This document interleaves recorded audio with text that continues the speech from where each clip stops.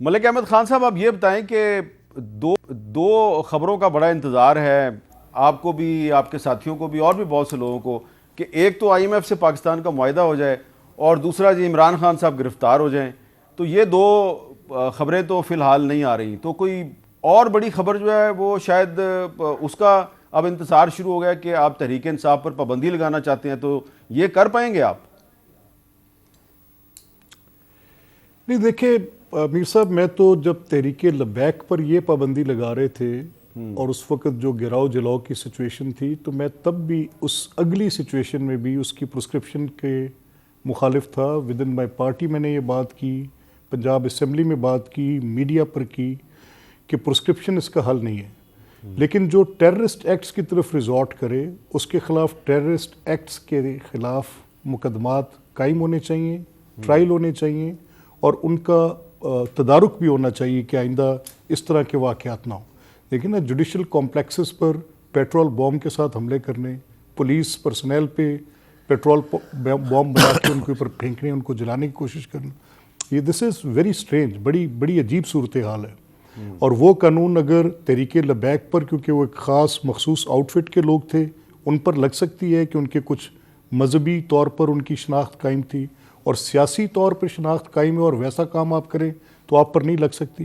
یہ P T I نے خود اس کی ابتدا کی، اس طرح کی بات چیت کی پرسکرپشن کرنے کی. لیکن میں آنیسٹلی اسپیکنگ پرسکرپشنز کے حق میں نہیں ہوں، ایون دو ان کے یہ ایکٹس جو ہیں، جس طرح کا کام انہوں نے کیا، یہ شدید ترین، تو اس کے اس اوپر کا میرا مطلب اعتراض ہے آپ اور اس کی کلپیبلٹی ہونی چاہیے. آپ کی رائے وہی ہے جو پیپلز پارٹی کے کچھ رہنماؤں کی رائے ہے کہ کسی سیاسی جماعت پر پابندی نہیں لگانی چاہیے. تو اب آپ کی رائے سننے کے بعد اب کیا ہم یہ کہہ سکتے ہیں کہ مسلم لیگ نون اور پیپلز پارٹی کا اس معاملے پہ جو اختلاف ہے وہ ختم ہو گیا؟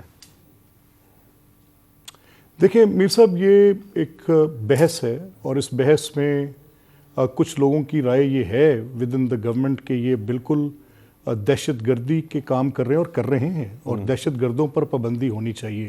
اس آرگومنٹ کے ایک اپنا ویٹ ہے. اب پولیٹیکل پارٹی کے اوپر پابندی ہونی نہیں چاہیے، اس آرگومنٹ کا ایک اپنا ویٹ ہے.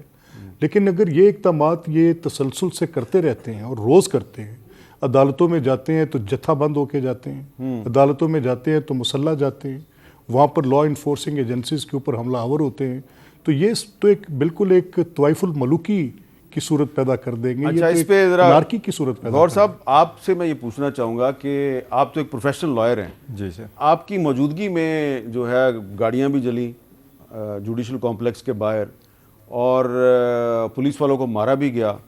تو کیا آپ کے خیال میں یہ وائلنس نہیں ہے؟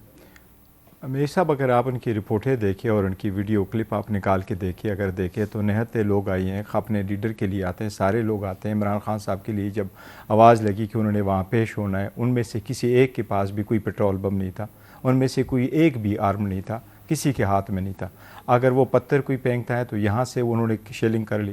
اگر ہمارے اوپر اور سینیٹر شبلی کے اوپر ڈائریکٹلی شیلنگ ہو رہی ہے، اور ایسی سیویئر شیلنگ ہو رہی ہے کہ اس پہ خود کورٹ میں ایڈمٹ کرتا ہے کہ میں اس شیلنگ سے زخمی ہوا ہوں، تو یہ کون کروا رہا تھا؟ یہ تو کروا رہا تھا؟ یہ حکومت کر رہی ہے. اس حکومت کو، ان کو اچھی طرح سے پتہ ہے پی ٹی آئی کی پاپولرٹی اس وقت ٹاپ پر ہے.